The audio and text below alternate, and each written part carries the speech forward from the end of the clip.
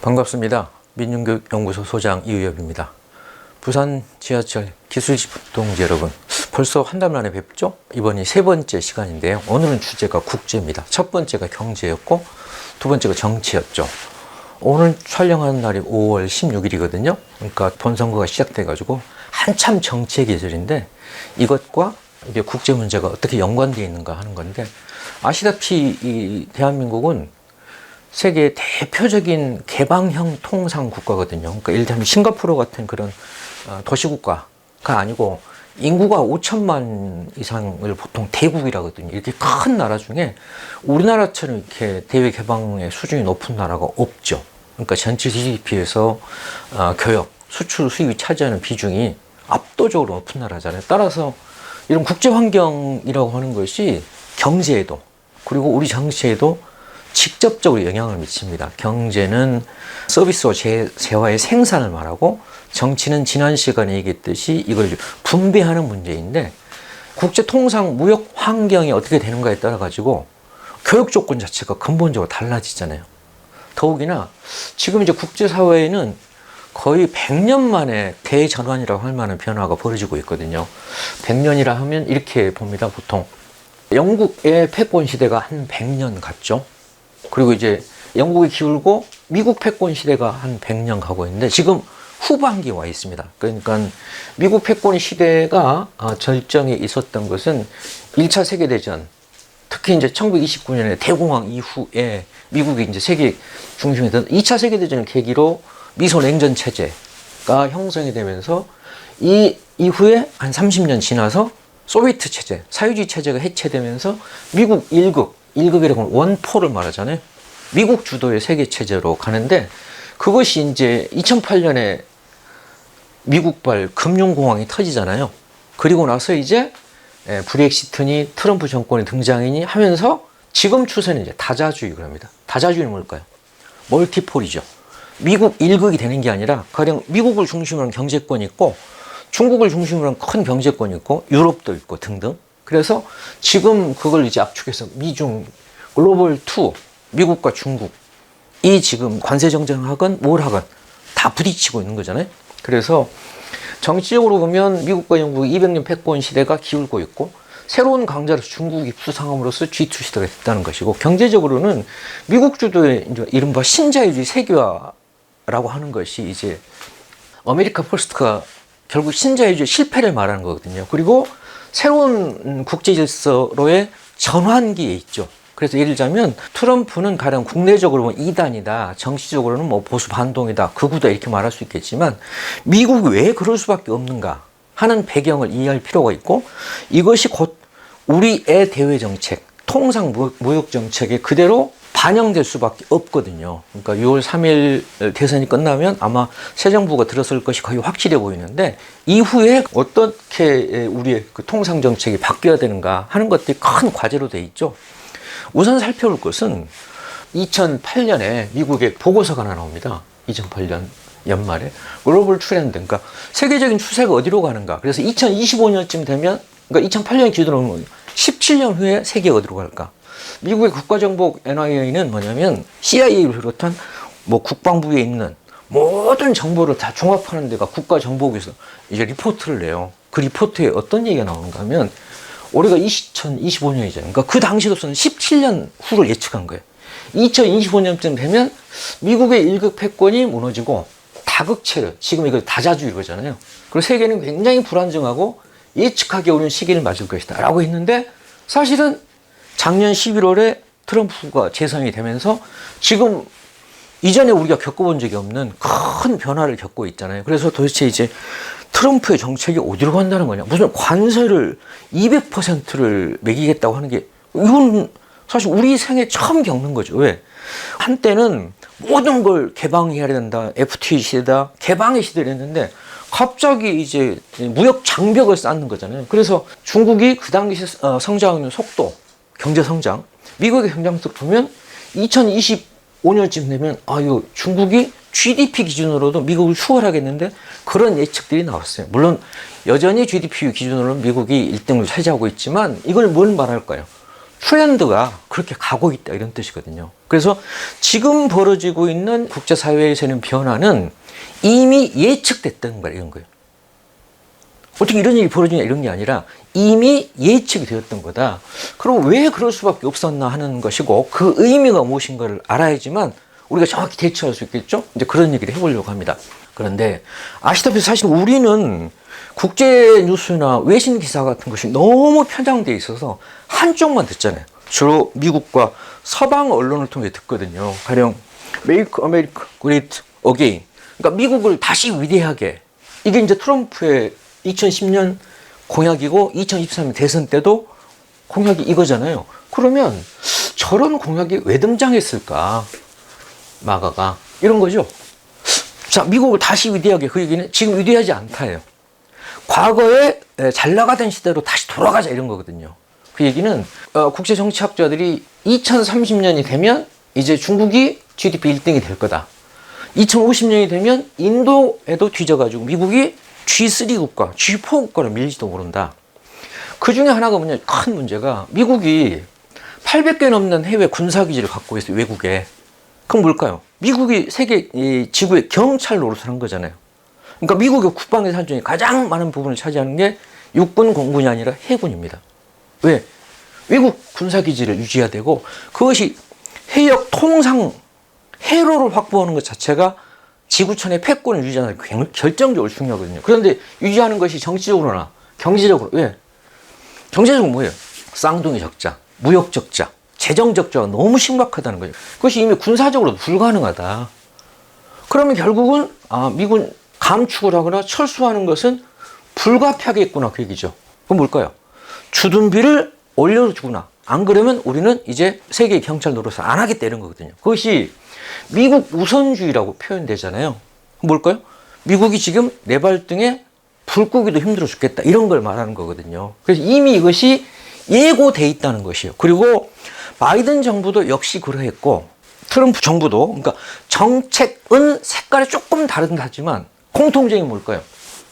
미국이 이제 예전과 같은 일극체제 패권을 행사하기 어려워졌다는 거거든요. 그럼 그런 어려움을 어떻게 타개할 것인가 하는 데서 바이든 정부와 트럼프 정부가 정책의 차이는 있지만 근본적으로 공통점은 뭐예요? 미국의 패권이 예전 같지 않다. 그럼 미국의 패권이라고 하는 것이 대표적으로 어떤 것이었을까요? 이런 거죠. 다른 말로 팍스 아메리카나 이렇게 얘기하잖아요. 범미국주의. 그걸 한마디로 말하자면 1970년이 50년 동안 페트로 달러 체제라 그래요. 페트로가 뭘까요? 원유죠.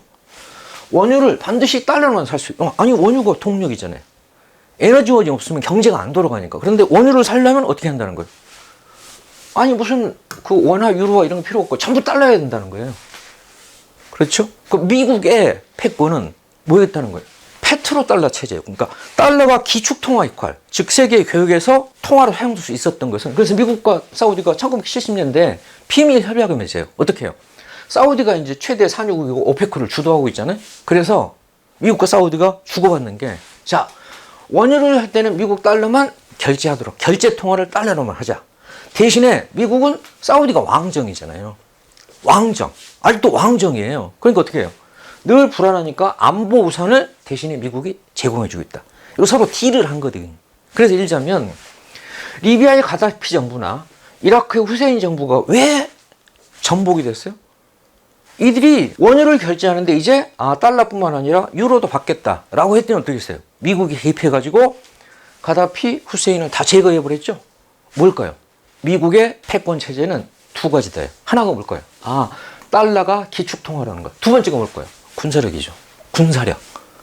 그러니까 소위 말하는 안보 우선. 이걸 가지고 해왔는데 이게 흔들리고 있다는 거거든요. 흔들리고 있다는 건 뭘까요? 이제 리비아나 이라크 같으면 달러 외에 유로화도 쓰겠다고 했지만 그보다 더 큰 나라들이 만일 기축통화에서 벗어나기 시작한다면 이제 페트로 달러 체제가 흔들릴 수밖에 없죠. 흔들리고 있다. 어떻게 해요? 예를 들자면 빈살만이 사우디의 이제 실세잖아요. 그런데 비판적인 언론인 가쇼크치를 트르키의 사우디 대사관에서 암살해버려요. 근데 이걸 가지고 바이든이 이건 사우디는 진짜 국제사회에서 왕따를 만들어야 한다. 이런 반인권적, 왜? 언론의 자유는 자유 중에서도 가장 기본적인 표현의 자유잖아요. 라고 공언을 해요. 이게 2018년에 있었던 일이고, 어쨌든 이제 2020년에 바이든 정부가 들어서 인권, 가치, 자유 이러면서. 그런데 아시다시피 3년 전에 우크라이나 전쟁이 터지죠. 미국이 러시아 제재를 시작했잖아요. 유엔 제재는 안 돼요. 왜? 안보리 상임이사국이니까 러시아가. 그래서 미국이 주도해서 독자적인 경제 제재를 하는데 놀랍게도 사우디가 여기에 동참하지 않습니다. 미국과 관계가 틀어진 거죠. 심지어는 이제 원유값이 올라가니까 서민들의 물가가 올라가잖아요. 그래서 원유값을 안정시키기 위해서 바이든이 왕따시키겠다고 했던 공언을 뒤집고 사우디를 방문해가지고 빈사를 만나서 석유를 증산해달라 그러는데 오히려 감산해버립니다. 오펙 플러스에서. 오펙 플러스에는 사우디뿐만 아니라 러시아도 들어와 있죠. 그래서 미국이 오죽하면 이제 2022년 미국은 2년마다 선거가 있잖아요. 대통령 선거가 4년마다 있고 중간에 이제 주지사와 의회 선거를 하는, 미국은 하원이 임기가 2년이야. 그러니까 2년에 한 번씩 선거를 해요. 중간 선거에 아니 물가가 오르면 민주당이 불리하니까 영향을 최소화하기 위해서 야, 한 달만 좀 밀어주면 안 될까? 그리고 만일 이거 안 지키면 동맹 광고를 제고하겠다고 그랬는데 사우디가 단호하게 거부합니다. 뭘 뜻할까요? 이제 페트로달러 체제가 안정적이지 못하고다 이런 거죠. 왜? 페트로달러 체제는 오펙, 즉 원유 생산국과 미국과의 긴밀한 협력 위에서만 성립된 건데 그게 원천적으로 흔들리기 시작했다는 거잖아요. 그래서 재작년 2월 달에 이코노미스트라는 영국의 주간지가 있잖아요. 여기에서 보면 이제 세계가, 그러니까 2월이면 1년 전 2022년 2월에 우크라이나 전쟁이 났는데 이 전쟁을 둘러싸고 미국과 서방을 한 축으로 하고 러시아를 한 축으로 하는 대립이 있었던 건데 분석을 해봤더니 이렇게 돼 있더라는 거예요. 분석이 가능한 191개 나라, 한 200여 나라 있는데 분류해봤더니 미국과 친서방 우방국은 러시아 제재에 동참한 나라가 52개. 여기에 이제 아시아에서는 우리나라도 있고 일본도 있죠. 반면에 12개 나라는 러시아를 지지하더라는 거예요. 그게 뭘까요? 뭐 북 이런 데죠. 반면에 3분의 2에 달하는 127개 나라는 미국 주도의 제재에도 동참하지 않지만 러시아를 편들지도 않더라는 거예요. 뭘까요? 어느 편도 안 들더라. 그걸 뭐라 그래요? 비동맹이라고 표현하기도 하고 제3세계라고 하고 요즘은 이제 글로벌 사우스다.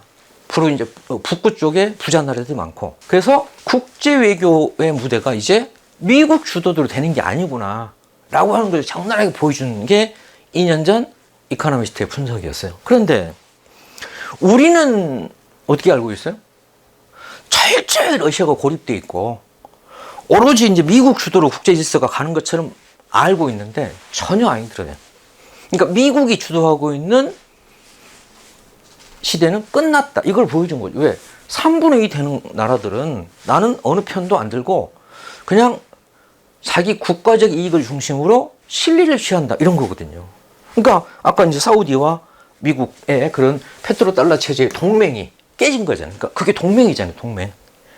패권을 유지하기 위한. 그래서 그런 것들이 실제로 국제사회에서 미국 패권이 약화되고 이제 국제 질서가 다자주의로 가고 있구나. 그래도 우리는 어떻게 됐어요? 인식이? 여전히 한미일 동맹 이렇게 돼 있죠.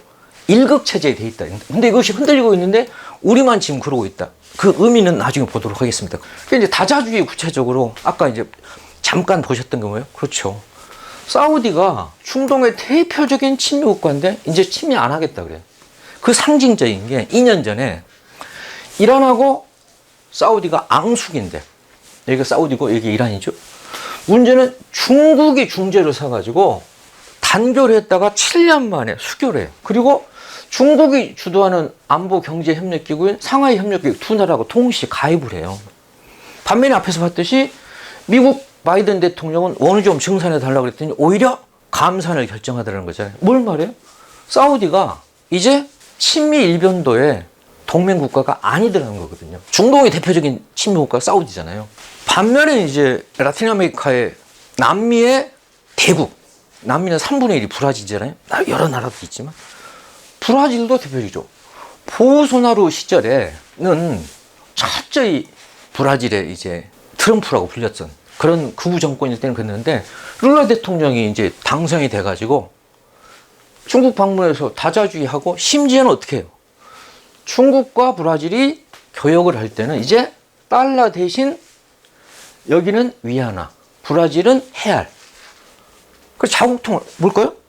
페트로 달러 체제가 이제 깨져가기 시작하는 거죠. 심지어는 우크라이나 전쟁과 관련해서도 이게 러시아가 침략했다. 일방적으로 이제 우크라이나를 편드는 게 아니라 미국 등 서구 열강이 우크라이나에 무기를 공급해가지고 분쟁을 연장하고 있다.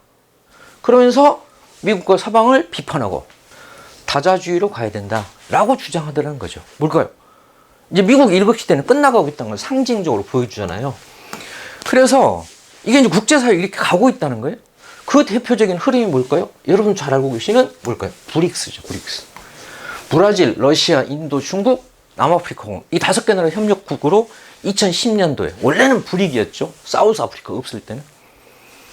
지금 브릭스 국가는 전 세계 인구의 42%.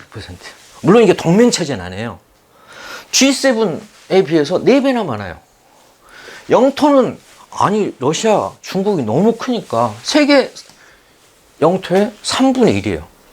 그리고 GDP 기준으로도 브릭스가 이미 재작년 기준으로 브릭스 GDP가 합하면 31.5고 G7, 그러니까 자본주의 서방을 대표하는 30, 이미 추월했죠. 여기다가 2024년에 이집트, 에티오피아, 이란, 아랍에미리트가 가입했고 올해 들어서 인도네시아가 신규 가입을 했어요. 이게 뭘 말할까요? 미국의 영향하에서 벗어나 있다 이거죠. 물론 이것이 그 한미일 동맹과 그런 동맹 체제는 아니에요. 경제 협력 기구죠. 그래서 전체적으로 보면 각 대륙을 대표하는 나라들이 원래 러시아, 중국, 인도, 남아프리카 공화국, 브라질일까요? 5대륙의 대표적인 나라들이 쭉 가 있고 여기에 이제 신규 나라들이 확대되고 있다 이런 뜻이거든요. 이게 뭘까요? 미국의 일방적인 패권에서 벗어나고 있다고 하는 건데 이게 뭐냐면 이제 Purchasing Power Parity, 그러니까 1인당 구매력 기준으로 보면 이 브릭스와 G7을 비교해 보면 이 하얀 곡선이 G7이고 이게 브릭스예요. 그래서 이미 2024년을 기점으로 브릭스가 G7을 추월했고 그 격차가 점점 벌어져 가고 있다. 이런 흐름을 보여주고 있죠. 그러니까 경제에서도 이미 흐름이 이렇게 가고 있다고 하는 거 보이는 거예요. 제가 이걸 소개시키는 이유는 뭘까요? 아니 이게 사실은 어떤 편견 없이 보게 되면 이게 아주 상식적인 건데 한국 사회에서 이렇게 안 돼 있다는 거예요. 여전히 한국 사회에서는 어떻게 돼 있어요? 여전히 G7이 최고 알고 있다는 거예요. 이미 아니라는 거예요. 이미. 그래서 그걸 조금 더 이제 살펴보시면 그래프로 보면 이렇게 돼 있죠. 파란색이 G7이에요. 빨간색이 브릭스인데 95년, 2010년 거기다가 다시 2023년이 됐더니 확연히 보이시죠? 어떻게 해요?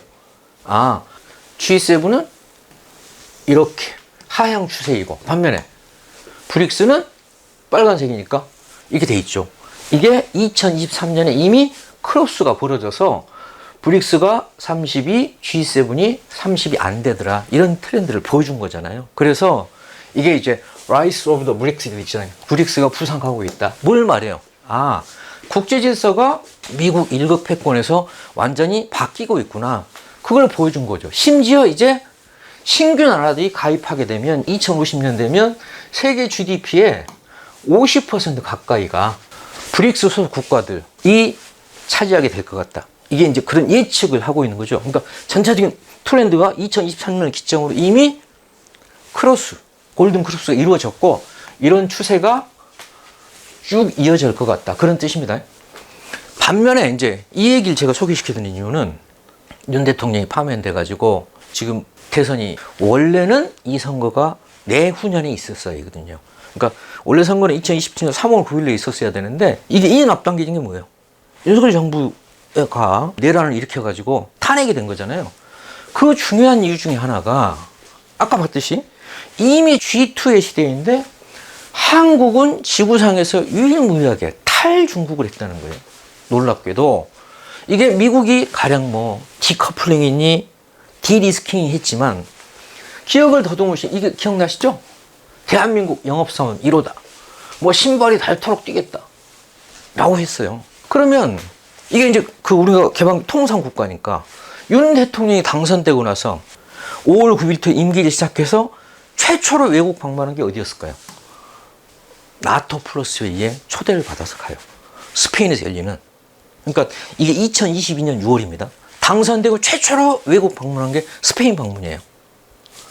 그런데 뜬금없이 스페인을 가가지고 뭘 해요? 탈중국을 선언합니다. 이게 대통령 권한 대행하다가 그만둔 최상목인데 당시 대통령실에 뭘 맡고 있었어요? 경제수석이었어요. 그런데 경제수석이 우리 이제 중국과 안 논다고 해요. 이게 뭐냐면 중국이 가령 뭐 사드 배치 때문에 한한령 해가지고 한국과의 교역을 뭐 줄인다든가 이게 아니고 아니 우리가 이러고 있는 거예요. 우리가 전부 다 황당해했죠. 이게 무슨 일이냐 도대체. 왜? 이때까지만 해도 중국이 우리나라의 최대 교역국이고 우리나라 최대 흑자국이 중국이었단 말이에요. 근데 뜬금없이 탈중국을 해요. 이건 뭘까요? 아니 영업사원이 최대의 고객에게 영업 안 함. 이런 격이란 말이에요. 이제 이것이 얼마나 사실은 이제 놀랍고 충격적인 일이냐면 그러니까 중국과 우리나라가 수교한 게 1992년이에요. 91년까지는 적성국가였잖아요. 그러니까 사유지 해체되면서 한중 수교를 하게 되죠. 저게 92년 8월이거든요. 그래서 21세기 들어서만 중국과 우리나라의 교역을 보면 2001년에서 2022년까지 그러니까 한 22년 동안 우리나라의 대중 무역이 한 7천억 달러가 흑자예요. 이게 전체 무역 흑자의 91.3%가 뭐라고요? 중국과 장사해서 번 거예요. 쉽게 말하면. 그러니까 중국이 최대 고객인 거죠. 아, 그런데 세상에 뜬금없이 탈중국 이렇게 되면 이건 뭐예요? 경제가 망하자는 얘기잖아요. 영업사원이 아니 고객을 정치 성향 따라서 뭐 누구한테는 안 팜 이렇게 할 거예요? 그러니까 이건 뭘까요? 이런 일이 벌어지고 나면 너무나 결과가 예측되잖아요. 어떻게 예측될까요? 2023년부터 대중국 무역 수지가 뭐로 돼요? 적자로 돌아왔습니다. 그래서 2년 전 무역 적자 교육 봤더니 중국이 어떻게 돼요? 세상에 최대 흑자국에서 최대 적자국으로 180도 바뀝니다. 왜요? 탈중국 했잖아요. 우리가 기업한다고 생각해 보세요. 끔찍하죠? 아니 발이 닳도록 뛰는 게 아니라 아니 최대 고객하고 영업을 안 하겠다는데 이런 무슨 그래서 사실은 최대 흑자국에서 최대 적자국으로 탈중국 이게 뭐예요? 경제를 망치는 거거든요. 우리나라는 개방형 통상 국가예요. 그렇죠? 오로지 한미일 동맹하겠다. 그런데 이미 미국의 시대가 아직 영향력은 1등이고 GDP도 여전히 1등이지만 미국이 혼자 모든 걸 국제사회를 좌지우지하던 시간이 끝났다고 얘기했잖아요. 그런데 우리는 무슨 십자군도 아니고 심지어 미국조차도 중국과 탈중국인이 디커플링 그러잖아요. 그런데 보세요. 미중 교역을 보면 2022년에 미중 교역 총액이 사상 최고치예요. 가령 트럼프 정부 거치고 바이든 정부 거쳐서 온갖 관세나 무역 제재를 했지만 중국이 여전히 무역 흑자가 얼마쯤 돼요? 4천억 달러쯤 되고 교역 액수가 사상 최고치를 경신하고 있어요. 보세요. 아니 이게 무슨 디커플링이고 무슨 디리스킹이에요. 그러니까 미중 교역은 이러고 있는데 어디만? 대한민국만. 우리는 어떻게 했다고요? 중국과 안 놀아. 이렇게 됐죠? 그럼 그 결과가 어떻게 될까요? 위기가 닥칠 수밖에 없죠. 어떻게 닥칠까요? 그대로 나타납니다. 윤석열 정부가 탄핵을 당하게 된 그 기저적 효과, 기층에 뭐가 있어요? IMF가 2023년 경제 전망을 하는데 일본이 2.0인데 한국이 1.4가 될 것 같다고 예측을 해요. 당시 IMF의 보고서를 보면 내란 사건 나기 1년 전이에요. 이때 보시면 한국 1.4, 일본 2.0, 심지어 전쟁하고 있는 러시아도 2점인데 우리나라가 경제 성장률이 1.4가 나올 거라 예측을 해요. 실제로 그해 지나서 작년 초에 2023년 GDP 성장률을 집계해 봤더니 실제로 한국은 1.4고 일본은 2.0로 예측했는데 1.9가 나왔어요. 무슨 뜻이에요? 일본이 우리나라보다 명목 성장률이 높았다는 거예요. 1980년대 이후로 한국이 일본보다 GDP 성장이 낮은 해는 2024년을 제한 딱 두 번밖에 없어요. 언제? 2차 원유 파동으로 전두환 정권 들어섰을 때 박정희 정권 무너지고 이때 오일 쇼크 때문에 그리고 IMF 외환위기 때 빼고는 왜냐하면 가령 이를테면 일본하고 우리나라는 경제 규모가 다르잖아요. 그러니까 당연히 우리는 개발도상국이가 경제 성장률이 앞설 수밖에 없죠. 뭐랑 똑같아요. 성적으로 치면 하위권에 있다가 중위권 올라가는 쑥쑥 올라가잖아요. 중위권에서 상위권을 가기는 최상위권 가기는 점점 떨어질 수밖에 없죠. 그런데 이런 일이 벌어져요. 이유가 뭐예요? 아니 80년 같으면 오일 쇼크가 있었어. 98년 같으면 외환위기가 있어. 그런데 2023년은 뭐예요? 윤석열 정부 들어서가지고 뜬금없이 탈중국을 선언했다고요. 그러니 사실은 이 국제 문제가 이만큼 중요한 거죠. 통상 외교 정책 그만큼 중요한 건데 이걸 보시면 이게 80년 이후에 경제 성장률을 비교했는데 파랗게 보이는 것이 대한민국의 GDP 성장률이고 까맣게 보이는 게 일본의 GDP 성장률입니다. 1980년 오일 쇼크 때 우리나라가 마이너스 성장을 하면서 일본보다 성장률이 낮습니다. 외환위기 때 마이너스 성장을 하면서 그렇습니다. 그리고 2023년에 세 번째로 우리나라의 경제 성장률이 낮았다는 거거든요. 그러니까 지금까지 살펴본 걸 뭘 할 수 있나요?